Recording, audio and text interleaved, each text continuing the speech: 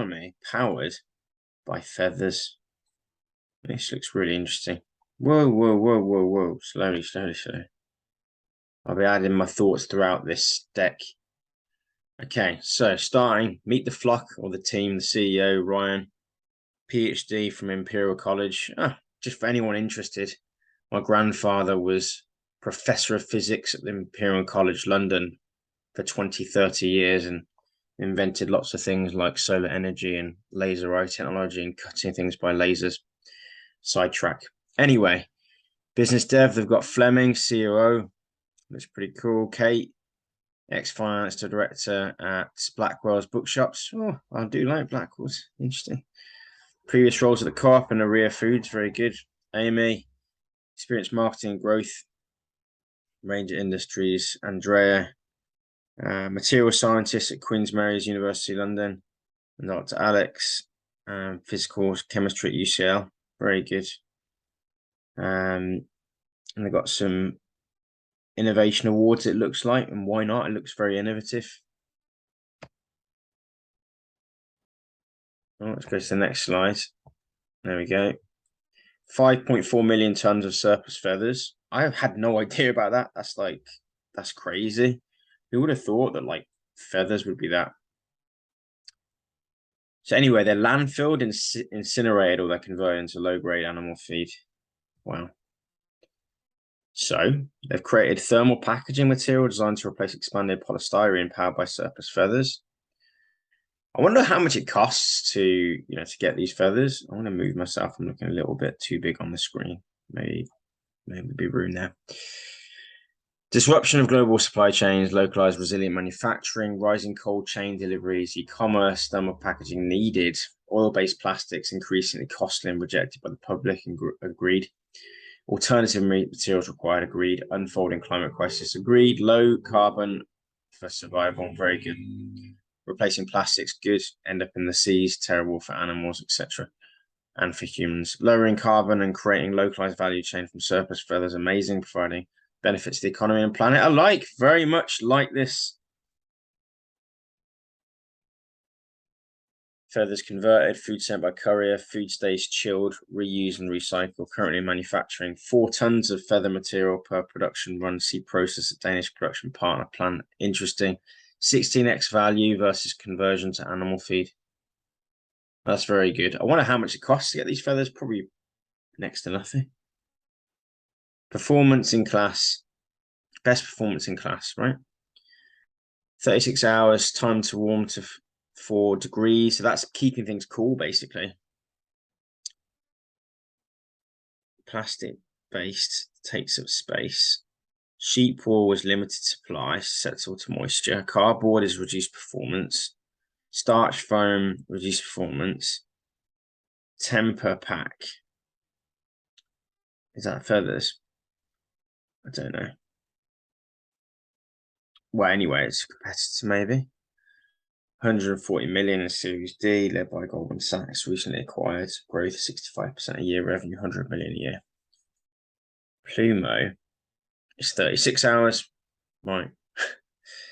So it's much better than all these. Same price point. Okay. For the base impact, nearly a kilogram of CO2 emissions avoided per delivery, 0.35 kilograms of EPS avoided in landfill. What's EPS? Don't know, but it looks like there's something that's reduced. If you do know, let us know in the comment section below. Full theoretical potential supply of feathers is 10 million tons a year. Feathers, 16 billion in delivery boxes, 13 million tons a year of CO2 avoided if replaced. That's pretty big numbers there. Life cycle analysis, carbon footprint per supply chain. 66% is transport, 31% is raw materials, 2% storage, 1% is manufacturing. Ingredient breakdown, starch based out of film, and then this PLA-PPS. I'm not quite sure what that is. Very scientific, but I don't know. I'm not a material scientist, despite my grandfather's background in applied physics and inventions. I'm not a scientist, so I don't know what all this means, but maybe there'll be a slide on numbers, which I am better with. Market urbanization, e-commerce is growing, temperature control needed for keeping things cool. Transport, plastic insulation materials being phased out. Big opportunity in food and pharma. A lot of the drugs in the pharma world need to be temperature controlled. 27 out of 50, which is 54%. It's a pretty big percentage of the pharma top selling drugs will need to be temperature controlled. 20% of the food grocery spend is forecast to move online, creating a $100 billion market. If you think about emerging markets as well, India, I imagine their plastic use is going to go up. Pluumo unlocks maximum potential delivery range, minimizes revenue, loss to replacements and refunds, reduces reputational damage and lost clients from, all that stuff. Lowers carbon footprint, localized manufacturing, supports local supply chain. Very good. UK customer base is growing. We're really happy with Pluumo. This is from Willowbrook Farm. Papo's Bagels, Auntie Eve's Fabulous Food by Ruby. Cool. These are their B2B clients. Feathertech's 2 million research project. Feathertech is dedicated to optimize manufacturing for Pluumo and other feather-based innovations. They're leading an international consortium of three other companies during a 24-month project. Knowledge and progress project costs shared. The company will receive $300,000 in direct funding, 60% funding for £500,000 of project costs for remaining cost grants. So they're getting grants to kind of like produce their product, which is pretty cool. It's kind of a dream. You create a business and you get like free money from governments because you're seen as innovative. It's brilliant. And of course, it is innovative. Watch this. Launching Pluumo in North America. They've got a Gantt chart. They're funding this. Let's have a look. Background. Inbound interest in licensing Pluumo by US-based manufacturers in early 2021. They're exploring technical and commercial considerations, sourcing, etc. Before the trial is completed, potential licensee underwent internal shift in focus, and also key personnel driving project was let go. Initial setback turned into major opportunity. Supply chain and experienced team members still available. They confirmed that all the parties involved were still motivated. And so they've refined a phased launch strategy. So let's have a quick look at this phase launch. What year is this? Is this year or next year? Doesn't say. Okay. July, established resource support in the US, agree a financial and growth plan. Phase 1 is proof of concept. Established viable source of feathers. They haven't done that, or there isn't a timeline for that. It just says June. August, established manufacturing, then production, distribution, cost of goods, to meet financial targets. Then the next phase is targeting client profile and financial modeling, mix of leads that meet target profiling, engage leads, commence test volumes, refine specs, refine agreed target financial model. I would disagree with this. I'll tell you why. You can actually do lead generation at the start. That actually, in my mind, would they viable source of feathers, right? So I assume they know the feathers that are going to work. I assume they know the product that works. So I don't know what percentage, probability they are likely in terms of their model working, in terms of their testing and proving US production in this kind of P4 WM September timeline. But if they did advertising to secure the mix of leads and test demands, then they can do that concurrently. They can do it at the same time. There's no reason why they can't do that at the same time, in my mind, because that builds the client base early, kind of builds demand early. You can have get in quick, sign up now, join the wait list, join the beta, yada, yada, yada. Okay, revenues, unit volume. Well, they've blocked everything out, but net profit 300,000 in 3 years from now, 1.3 million in 4 years from now. Pretty kind of low numbers here, to be honest, for the US. Maybe this is just like one client, maybe. They might exit. Sorry, they might there's potential for an exit and then in North America or licensing of Pluumo. I don't like the sounds of this slide, I'll be honest. It sounds like the phasing might not be as kind of efficient as it could be, number one. Number two, they're saying they might want to exit through the North American branch or license. That doesn't sound that good to like want to exit on these numbers. You know, if it's such a big opportunity and it sounds like it is, why would they be looking to exit so early? Unless they create a subdivision for North America and exit that or license that as like a subsidiary company, that could be valuable potentially. North America launch. William Moore, previous director of Jones Family of Companies, founder of Procure4.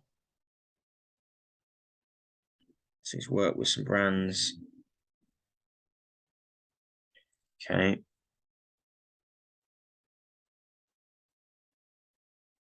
So that looks like the founder supplier. Okay.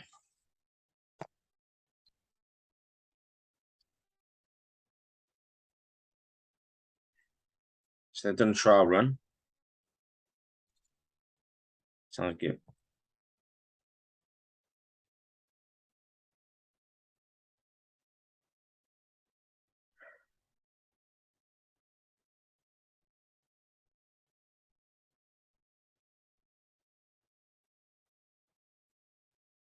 Yeah, I mean, this is the saying they did this like trial run on LinkedIn. Yeah, this is what I was kind of saying. So it looks like they've already done this. So maybe this is obviously this year, and we're now in October, so we can kind of see what progress they've had. And it looks like they're building here, and they're doing some lead gen here, which is good on LinkedIn. That's good. Funding now required to undertake phase 2. That makes sense.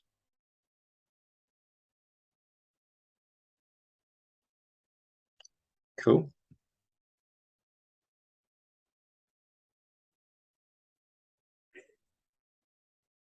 MTCO2. Is that 1 million tons of CO2 savings? Okay. Additional support from Eurostars grant project. 2 million euros of grant, 300,000 direct. I think that might be the stuff they mentioned a bit earlier in the deck. So they need 150k minimum capital raise. That's the OPEX funding for this North American thing. That's all the more North American stuff. Okay. So that's that. Let's look at the financials. Okay. Financial year 2022, that's what we're in at the moment. They expect 12,000 units, 4 tons, gross profit negative, net profit negative. Actually, in the current is financial year 23, sorry. I'm not sure when they start, maybe April to April. Let's see anyway. 400,000 units, 120 tons, gross profit 93,000. They've got a gross profit margin of nearly 25%, 24%, something like that. Net profit is they're making 0, nothing. And the following year, they're ramping up. They're getting to 1.5 million tons, 1.5 million units, 450 tons of feathers used. Gross profit 400,000, which is about 25% roughly. Again, but net profit is down. Again, I guess this is cost for production units maybe, or production facilities. They're North American EU growing in 2025, 3 years from now, with 2.8 million units and 840 tons of feathers used. Looks like we're getting £1,000 per ton. It's roughly that. And net profit's down, but in 4 years' time, the Pluumo units, they're going to produce 6.2 million. Feathers used 1.8, 1,800. 60 tons. Gross profit 2 mil. It's about 30%. So it's going up. And net profit 800,000. So they'd have about 15% net profit margin once they scale. Continue to supply Pluumo with economies of scale, improving cost of goods sold. We've just seen that above. Aim to explore production in-house, furthering lowering the cost of goods sold. Yes, if they have their own factory, of course, that will lower their goods cost sold. To license the production of Pluumo to interested parties around the world, reducing capex requirements. That's also a very good idea. This will positively affect the forecast projection. Well, yeah, if they can do those two things, that's like a no-brainer. I think if they can have their own production facility in America, they should go for that. I think that would, it might cost them, I don't know, 10 million. But they'd have all of the production in-house. There's going to be a seed round anticipated in mid-2023, which is about 9 months away from now. 2 million to maximize capacity revenue with existing manufacturers and VC funds being approached. I think this is interesting.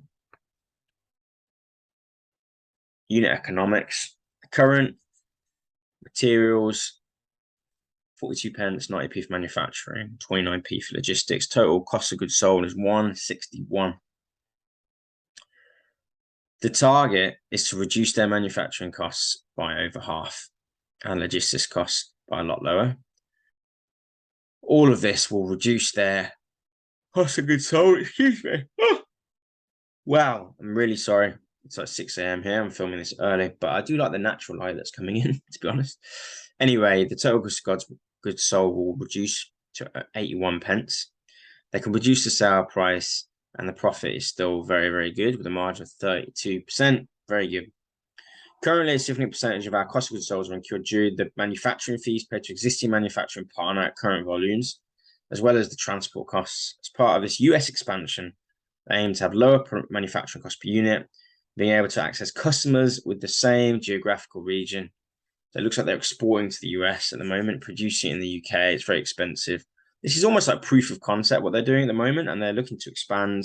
They want to kind of generate their own manufacturing, generate the products from their own manufacturing. I think it's really good. They've done some tests. This is thermal testing. I'm not a material scientist, so I don't understand all this, and I probably could if I spent a bit more time looking at it, but I'm not going to. They got some grant funding, which is really good. They had 500. Oh, whoopsies. Let's go back into it. My computer isn't as good. And it's got some kind of bugs on it, but anyway, let's go back into it. We're here, and I was talking about material science. Don't understand it. Not going to look at it. But 900k of awards, that's really good. 500k. They had a pre-seed round in 2021, or a seed round maybe. Well, they raised 480, so it's not quite 500, but maybe there was some other off-platform investments. So 500k for 20k equity. Wow, that was generous. And they're only valued at 2 million then. So anyone that got in then, well done. If you're a Pluumo investor in the first round, let us know in the comment section below.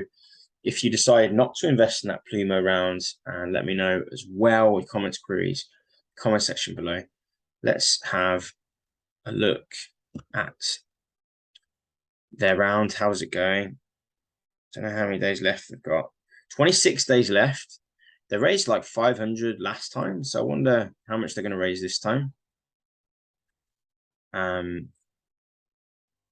Raised 93k from 127 investors. It's less than 1,000 per investor. I like this. They're only valued at like 6 million. And this is a big problem. Plastic, it's huge. And it looks like people would be interested in this. Like, just the overall idea of like burning feathers just sounds kind of weird.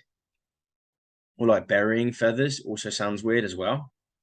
But reusing them just sounds like smart. Really sounds good.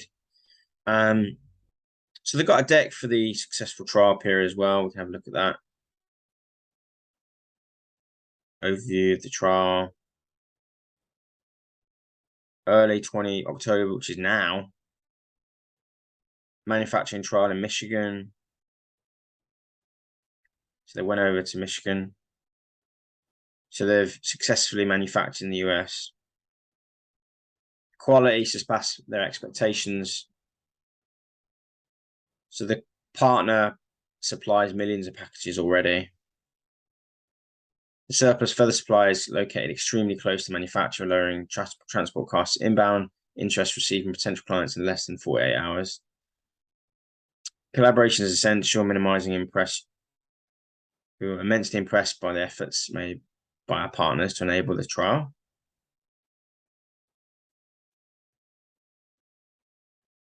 They've got a good process. The marketing partner, the manufacturing partner, that is. And they've done these LinkedIn quotes.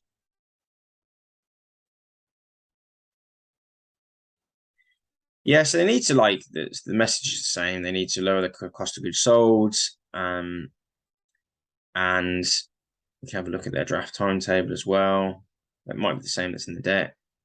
Yes, it is. Fine.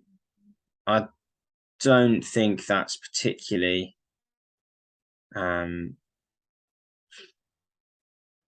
informative. I mean, it's nice, but they may, it kind of doesn't matter if they don't hit these targets anyway. Like, if they're valued at 6 million, right? If they're gonna like do well, then they could go up quite a bit. This is a huge opportunity. You can imagine lots of companies being interested. Food delivery is a no-brainer. Maybe even as like Amazon delivery, like for sensitive packages, for like glass packages and things like that. I wonder if feathers would be good for that. I mean, they're looking at thermal at the moment, but I just wonder if there's other use cases for like feather packaging. Anyway, I mean, food is big enough anyway, isn't it? Like fresh food and whatnot, meats and food and blah blah blah. So yeah, they're only valued at 6 million. It's not a lot, to be honest. Let's just have a quick look at the numbers again. So if they can have a margin of 32%, and I mean, let's just kind of make this a bit more interesting. And well, it doesn't say their revenue here, which is a bit weird. That is weird. Why wouldn't they say their revenue here? Makes it a little bit harder. But we can do it roughly on a tonnage basis. On unit basis. Let's say they can get, if we just 10x everything and 62 million units, like if they got some big partners, if they got some big sales in the US, they could easily 10x this. I would assume they can easily 10x this unit volume, because 62 million units is about, what is it? 5 million units, 5 million packages a month. Does sound a lot. Anyway, let's go with it for now. If they get to a big scale in the US and they get to 5 million packages a month, then they're making, well, here's the gross profit, but I don't know. It's hard to know if they factored this in as 35% or if it's, I imagine they're factoring in this 32%. 32%, sorry, not 35. If they are, it's just going to be 8 million. But if they're using some kind of blend here, it's kind of unsure, really. I'm really kind of unsure about how they get to this. If it's like, is that a blend? Is that like a 15% margin, or is it a 32% margin? Anyway, if it's a 32% margin, they can get to scale, then they're making 8 to 10 million a year, let's say, in the US alone.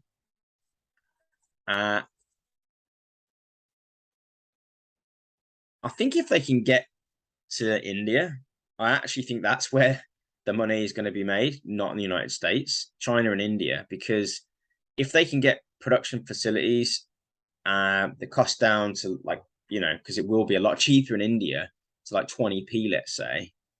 or 40p, and then their sales price can be like 60p. It can still have the 30% margin, but the volumes will just be enormous in India, and also places like China, maybe Nigeria. There are places that are like incredibly populous, the Philippines maybe, that are also incredibly cheap to manufacture. So I think that's where the real growth will be. I know US is easy, it's in English, and they've got some partners already there.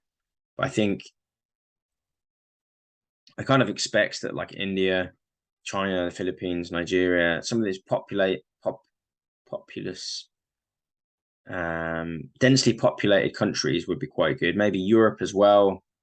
If they can find a base like actually in the center of Europe, maybe Germany, and be supplying Germany, Spain, Portugal, France, that would be a nice cluster. There's probably well over 100 million people right there. So anyway, if they got a cluster in Europe, let's say, which is half or a third of the US volume, let's say they're making 8 to 10 million in the US, let's say they're making 3 or 4 million in Europe, and let's say they're making 10 million in India, so that'd be about 20 million a year. And let's say for other countries around the world, another 10 million. That's 30 million a year they'd make. On a conservative 20x price to earnings ratio, that I'd value them at 600 million. This is not my advice or anything. It's not my opinion. I'm just using financial logic here, right? So they're valued at 6 million. Go away. They're valued at 6.5 million. So if it works, it's probably like 80 to 100x. I think it's an ecological start, and 1 second.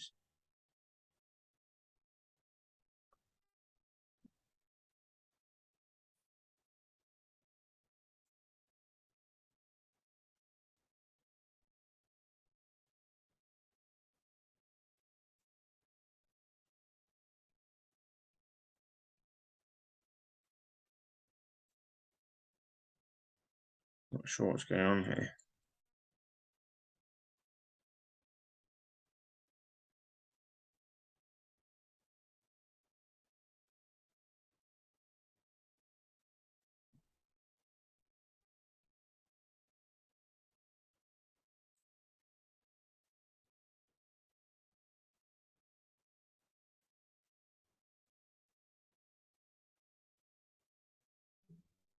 Right. Well, I don't know what happened there, but what I was just looking at was their deck, and they were saying they were going to make 800,000 from the US. And I was thinking if they can go and scale the US and get a cluster of US companies, high volume companies in the US, they can get maybe up to 8 million profit a year in the US. And then if they can do the same in Europe and get maybe 4 or 5 million, and then 10 from India and another 10 from other countries around the world, they can maybe get up to 30 million of profit. I'm talking like maybe 10 years from now, but 5 to 10 years maybe from now. But the valuation could easily be 600 million, which is nearly 100x, it's whatever, 80x or something. And by that point, maybe costs have gone up as well. So then, it might not be 30 million they're making, it might be 40 million, and then it's 100 million they could be valued at. So it's more than 100x. That's, I think, the value here and the potential. Obviously, this is always the case with a lot of angel investments, but I think there's some added bonuses here. It's super innovative, so they're going to get support along the way around the world, and it's going to help the world as well. It's ethical investment. I see this as an ethical investment. It's backing smart people to do something kind of valuable for the world. So that's why I really like this company. And I think I'm going to invest in this company. For anyone that follows my channel, you can see that I do invest in lots of different things. So I'm actually doing, seed amounts, small investment. I'm not like a multimillionaire or anything like that. Not yet anyway. But, I'll put in a small amount here. because like I think it could 100x, but what's the probability of it 100xing? Well, it's more than 1%, right? So that means you're getting a higher, it's called EV, expected value. For anyone that plays poker or does professional betting or in the venture world, like EV is, is your probability based way to weight how much you invest in something, in a bet or in an investment. So if I think this has the chance to 100x, if there's a probability of this company going up more than, if there's the probability of this company achieving that goal, which is more than 1%, then it has positive EV and expected high, positive expected value or return. So that means, like, for me at least, the decision is I should invest. The other thing that I'm like playing into my decision making at the moment for a lot of angel investments is like, are they going to need a lot of venture capital? I don't think this company is going to need loads of venture capital. I think the crowd, like as they build their investor base, the crowd should be able to fund quite a bit of this. And like venture, they probably might need a couple of million every year. They're not going to need like 50 million a year or 100 million a year. You might think if you're watching this video, like that's insane, that doesn't happen. Yes, it does. Monzo, Revolut, a lot of these companies need hundreds of millions of venture capital every year. I don't think Pluumo is going to need that. So that's good news. That's another tick, right? So it could be a 100 bagger. Yes. You've got the fact that it shouldn't require like tens of millions of venture capital. It might need maybe 2 or 3 a year, 2 or 3 million a year. Fine. So it's kind of small venture capital. Great. It could have a growing number of investors on Crowdcube and other platforms because it is an ethical investment. It's a growth investment. It's likely to do well. Tick. These are the reasons why I'm going to invest. Just financial logic. I'm not a financial advisor. It's my opinion, but it seems to tick a lot of my boxes there. I try to use a poker or positive EV style way of investing, not like a roulette. It's not like winning the lottery. I do think this could take time. That's the other thing to consider when you do investing is like, what's the probability of a down round? What that means is like, what's the probability of along the way for them getting to 100 million? They need to go back to the market and the valuation is lower. That psychologically, that means that they may get raised less money because people see them as not doing so well, etc. I think there's a good chance that they won't grow quickly in the first there's not a good chance. There's a moderate chance that they won't achieve some of these goals quickly, and they'll need to come back to the market every year to raise. I think that's pretty normal now in the angel world, in this kind of neo or new style of angel investing world, where companies go back to the crowd to raise 1 million or 2 million here and there kind of every year. So I don't think that's a bad thing. Builds their investor base, they raise more money, etc., etc. What's the chance of them doing a down round? So they're already valued at pretty low, like 5, 6 million, 6.5 million, I think it said. They were valued at 2 million, and now they're testing in the US and they're doing it in the UK as well. If it goes down in a down round, I'll invest more. I think this is a good company. So if it goes down to like 2, 3 million again, like it's a no-brainer to invest more. Like they've got a manufacturing partner in the US, they've done successful trials in the US. If they get HelloFresh or like one of these big delivery companies in the US, they're gonna have big orders. They're gonna start making money. So I think it's a matter of when, not if. And I'm not 100% certain here. I said I wasn't 100% certain, but I'm more than 1% certain. And I think the probability of this company going up 10x, I think, is, in my mind, it's probably more than 40%. So because of that, using that logic, I think I'm going to invest. Yeah. Okay, guys, I'm knackered. It's actually like only 7:30 a.m., something like that, but haven't slept that well. I'm glad I did this video. I'm glad they shared the deck with me like now, because I just did a video on Pluumo yesterday. There's 26 days left to invest, so you got a bit of time. But if you want to hear more about investing in cool companies like this, ethical investments or amazing software as a service companies, growth companies, robotics companies, I do cover a lot of this on this channel. And there will be some videos where you can learn more about investing in cool startups, angel investment, software as a service, robotic companies in the lists and recommended videos that are going to pop up shortly. If you want to support the channel, the best way to do that is smash the like button, invest in it so it goes blue. Otherwise, you can hit the subscribe button. This actually benefits you as well, because if you hit subscribe and the bell notification icon button, you'll be notified in a timely manner and you won't miss raises like this. If you've missed this raise, I'm sure Pluumo will be raising again in the future, but nevertheless, hit subscribe and that'll give you the best opportunity for someone like me to post a video and remind you that they're raising, give my insights, my analysis, my opinion, my financial logic. Guys, there'll be other videos that are going to help you that are going to pop up, so make sure to check those out. And if you haven't already, tell your friends and family and colleagues about my channel, because at the moment YouTube doesn't support me that much, so maybe you guys can. Every little helps. All right, guys, hope you enjoy this. Knowledge is power, especially the right kind of knowledge, and progress is everything. I'll see you guys in the next upcoming video. Take care. Cheers.